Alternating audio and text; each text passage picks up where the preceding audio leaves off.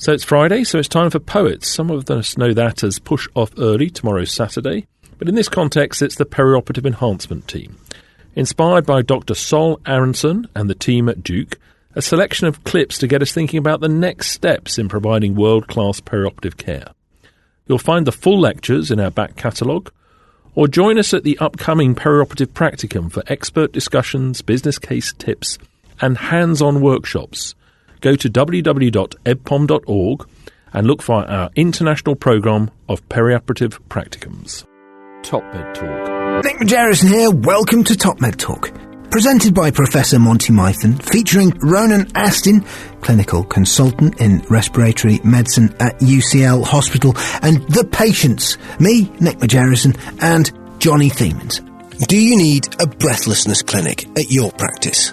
A longer version of this piece is available. All you need to do is check out the show notes to this podcast on topmedtalk.com. Ronan, what breathlessness is one of those things that must be a little bit of a nightmare when it persists for the general practitioners. When they do see a patient with breathlessness, what's the point at which they refer to these new specialist services? And we'll get into exactly what you provide. The system as it currently stands is that patients can be referred with breathlessness to various different specialties, predominantly respiratory and cardiology, but they'll also present to their GPs and other physicians. And those physicians then will conduct a series of investigations over a time course that can vary from months to even years. And often it's the case that only once negative results are gained from those various studies will they be referred to a specialist service. And the consequence of that is that patients often find themselves waiting for long periods in between tests and for long periods thereafter for referral to a specialist centre that might provide a diagnosis. It has a knock-on effect for the NHS in terms of the cost of those repeat appointments and often repeat investigations. So there's a benefit to be sought for both the patient and the health service in providing more coordinated service over a shorter time frame for these patients. So I'm just going to back you up a second there, Ronan. So if somebody presents their general practitioner with breathlessness, they obviously take a history, do a basic examination, listen to the chest, listen to the lungs, listen to the heart. Now, traditionally, that would head them off down a single speciality referral, I think is what you're telling me. So that's right. No heart murmur. Sounds like it's probably their lungs. Lungs not quite right. Go see lung specialist. Is that the... Yes.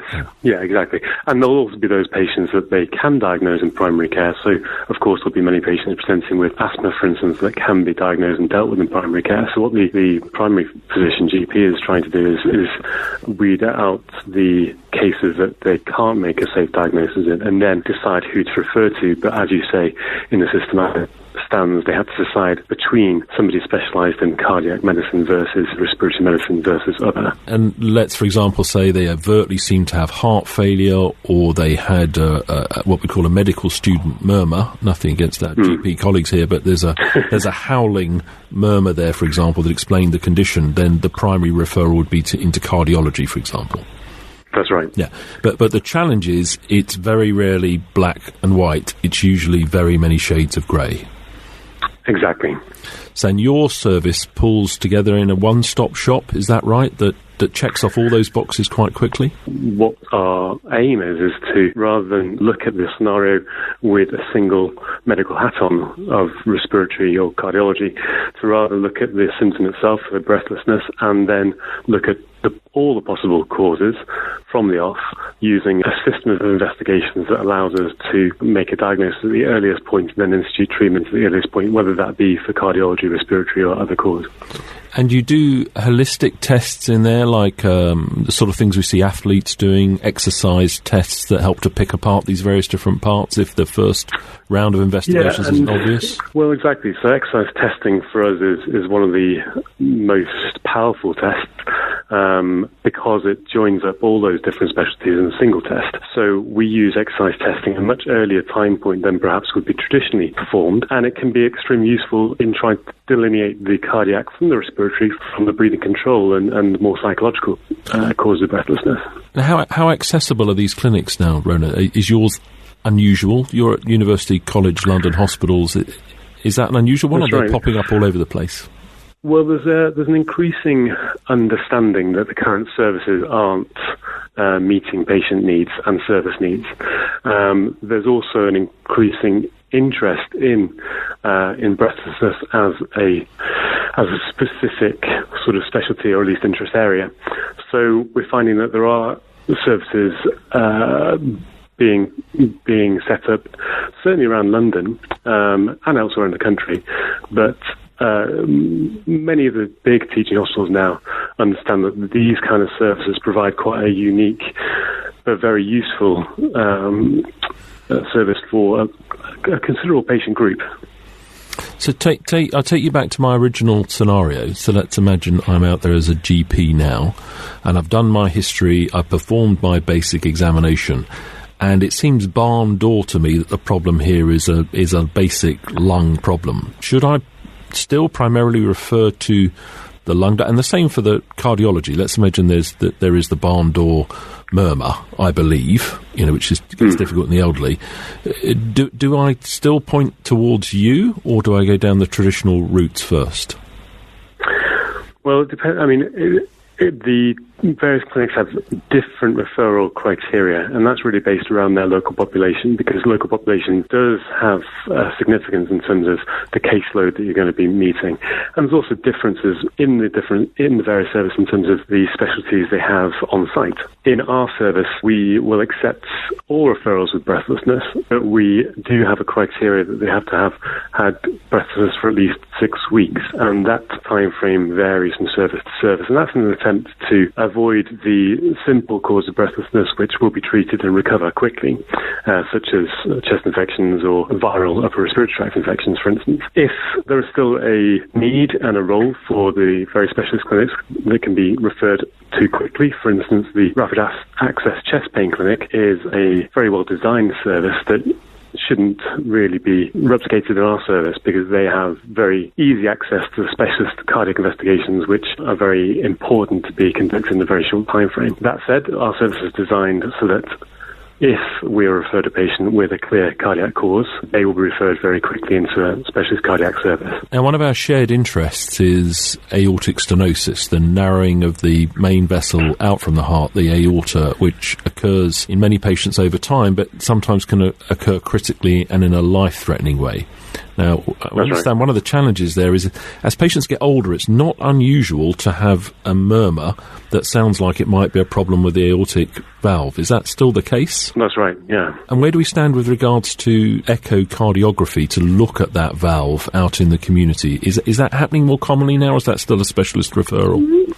We're still seeing that as a specialist referral. There may well be echo services elsewhere, but almost all cases in our hospital are referred without previous echo. The echo service, therefore, has grown and is easily accessed, certainly from secondary care. GPs are increasingly able to refer, but we're not quite seeing that yet in our service.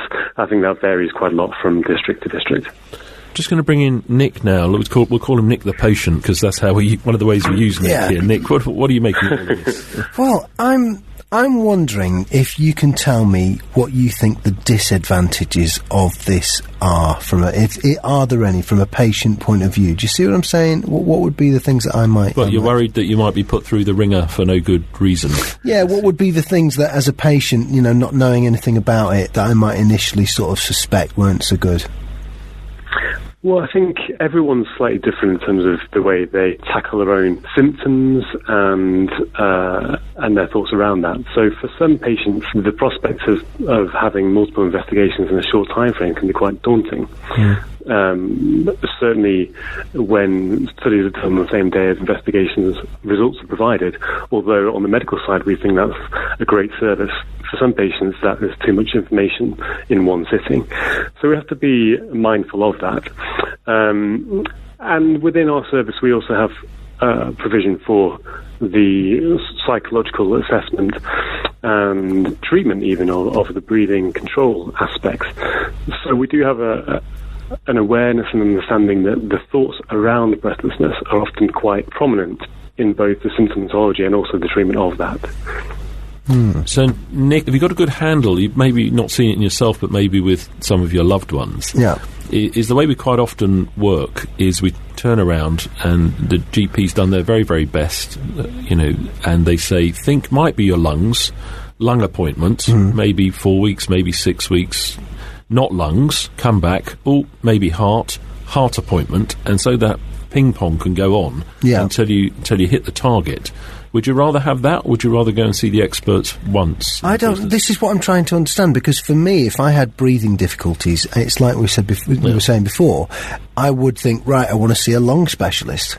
And it's the end of that. I wouldn't, I wouldn't process it much further than that, I think. So Ronan, and that's go for that. I guess that's the challenge of medicine, because whilst it might seem quite obviously a lung issue, it might actually be a cardiac cause or another cause, and that's where GPs are very skilled, and I would not want to belittle their skill in this area at all, because they are very good at trying to read out one system from another. And this is one of the disadvantages, I imagine, in a health system where you can choose which physician you attend, because the most obvious isn't always the correct one. And second to that, there is undoubtedly the issue of, if you're referred to see a specialist because of their bias towards a specialism, subconsciously or otherwise, they may be less aware of the alternative diagnoses. For instance, if you get referred to a cardiac specialist, they will probably first consider the cardiac causes rather than taking an overall view of the possible causes of that symptom. Ronan, of the patients where you rapidly make a definitive diagnosis where you can do something, let's call it curative, we know what I mean here, something that's really going to change their life, what sort of percentage fall into that categories, and what things are high up on that list? What's the kind of great day at the office where you say, kaboing, here we go, off to this specialist problem fixed? So we have a tiered investigation protocol, and that's an attempt to not waste money and not waste patient time or effort in undergoing investigations that aren't definitely necessary. And we find that in the first tier, so that's investigations done prior to being seen in clinic or just at or soon after the first clinic, we can make diagnoses in approximately a third of the patients. Those diagnoses are often the airways diseases like asthma or COPD, or something obviously cardiac, so a murmur of significance. Then the second tier of investigations, which usually includes the cardiopulmonary exercise test and maybe a specialised cardiac test, will diagnose a further third of patients or so, and they will be diagnosing cardiac causes, other breathing causes predominantly. It takes other specialist investigations, so a third tier of investigations, to diagnose the remaining third. Within those diagnoses, we institute a treatment trial at the earliest opportunity, so that the patient hopefully is finding benefit from our supposed diagnosis at an earlier time point. And again, back to one of our shared interests being this aortic stenosis thing, as the technology's developed, if you do happen to fall into that category, I don't want to play down it, but they can pop a new valve in via your groin now if you're lucky enough to be appropriate for that type of approach. That's right, and the services, certainly the service that we refer to, has a very quick referral time and referral process, so that if a valve is needed, it can be placed in a short time frame nowadays. Part of the research that we're involved is trying to understand what sort of period of time might be ideal to get that valve back in. That's right, because in days gone by, or even now, there is a tendency to wait until symptoms are significant before replacing that valve. Our interest is whether we can time that intervention better so that their recovery from the surgery, minimal surgery as it is quicker and better. Because there's that worry that patients who are waiting a while without getting enough blood to their muscles might be wasting and they might be getting other problems as a result of the wait. I know Johnny wants to come in with a question. Johnny's another one of our patients for the purpose of this discussion. Hi. Hi, so we've recently had a bit of an experience in my family with my mother having a period of getting more and more breathless over the period, I suppose, of about 2 to 3 years. It transpires, right. And she didn't want to complain because you get more breathless as you get older. What I'm interested in knowing is what more can be done at the early stage. You mentioned about early detection. What could we do in the sort of community or in primary healthcare system to try and pick these things up earlier, so people are kind of treating these things earlier? She's 84, and I think she'd have bounced back much quicker if she'd been picked up earlier. Yeah, and I think there's two aspects to this. One is the awareness, and that's probably awareness on the health professional side as much as the patient side. I think there is a tendency to accept symptoms in older age that are actually due to pathology rather than just the physiology of getting older. And that requires education of the primary care physicians and also secondary care physicians, and we're doing that gradually in going out, meeting and chatting to the GPs in the area. For patients, I hope there is a gradually improving awareness in our communities of symptoms, and that goes hand in hand with more nationwide drives run by places like the British Lung Foundation about lung health. In terms of practical things that can be done, GPs have good access to spirometry, and in performing simple spirometry you can identify fairly quickly whether there's a pathology, certainly of the airways and lungs, and that should instigate a referral to secondary care unless they are happy with the diagnosis from their first investigation. But is it reasonable to conclude, Ronan, that when you get to a particular age, you shouldn't assume that your breathlessness is just because you've got to a particular age? It's always worth having. Well, that's right. I mean, our message in our clinic is that it's rare for physiology, so just getting older, to cause over breathlessness. There's almost certainly something else pathological going on, other than just getting older, and that's borne out in our work and our experience as well. So I'd always encourage further investigation, even if it is just simple spirometry, to reassure the patient and the physician that there is nothing else going on. And the spirometry is the blowing into a machine test that you can do at the... Yeah, exactly. Blowing into a machine, which is now available in either in the GP surgery or in community centres, can be provided and can be conducted with great reproducibility and validity. So an easily accessed test. Now, of course, that's concentrating a lot on the respiratory system, and we've already said in this conversation that it's not just about the lungs. So there's the cardiac side of things as well that has to be considered. Is it still worth listening to the heart, or is that still worth listening to the heart? I guess as much as the first investigation of breathlessness is listening to the lungs and doing spirometry, I think in the community or in the first assessment, listening to the heart can still give you some useful information. If done more prevalently, I'm sure would get some additional cases. Let's be honest now. In the hospital, we used to wear a stethoscope as our sort of necklace, indicating, "Ooh, look at me, I'm the doctor." And then infection control said you can't have your own fancy Littmann stethoscope.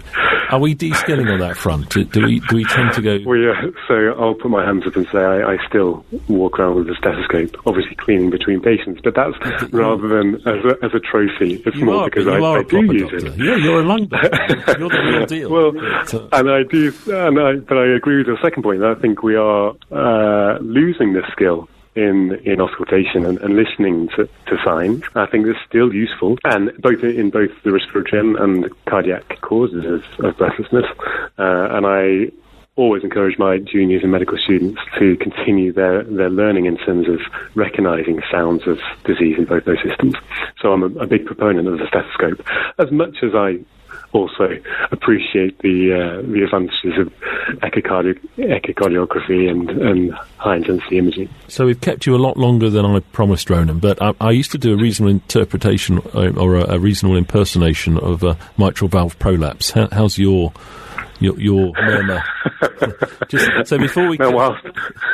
It's only because I didn't win the Medicine Prize for either because I got it wrong. I was stuck with it. Johnny, your mum, what did it turn out to be in the end? The lung, the heart, something else? A heart. It was a tri-something block. Trifascicular block, yeah. So she knew a wire sorted out? Yeah, so she had a pacemaker put in. They reckon that she'd been probably walking around with a heart rate of about 25 to 30 for several months. Doing well now? Yeah, she's bouncing back well, but she didn't complain. But you're niggling about the fact that if you'd got her there earlier, she might have. Yeah, I think a lot of the blame's with her on that, but I think it's awareness there. But similarly, she was seeing healthcare professionals that didn't take a pulse, that didn't use a stethoscope. So if people want to come to your wonderful service, what's the routine? So referral from my service, referral to UCLH thoracic medicine, and they will be referred into my service, usually within 4 weeks, sometimes as long as 6 weeks, but rarely. And if patients live elsewhere in London, like I say, there are services in most of the teaching hospitals now that can be accessed via GP referrals. Great. So, Ronan Astin, University College London Hospital, thank you very much indeed, and congratulations on your excellent work helping people who are breathless. Thank you. Thank you. Top Med Talk. Nick Margerrison here. Thank you for listening to Top Med Talk. Now, make sure you've subscribed to Top Med Talk on your podcatcher or however it is that you're listening to us at the moment. And you're spoilt for choice. We're on pretty much every single podcast platform you could think of. So make sure you've subscribed. Make sure you've engaged with us on social media, Twitter, Facebook, LinkedIn, YouTube. And make sure you've signed up for our email updates on topmedtalk.com. If you get yourself there, you'll find a website that contains all of the podcasts that we've ever done. And it gives you the chance to sign up for our email updates. That way we can always get in touch with you and tell you what we're up to. Finally, Top Med Talk is proud to act as the broadcasting arm of EBPOM, Evidence-Based Perioperative Medicine. We'd love you to find out more about them as well. ebpom.org is their website. That's ebpom.org. And if you go to ebpom.org/meetings, you can find out about some of the wonderful meetings that we attend and cover across the year here on Top Med Talk.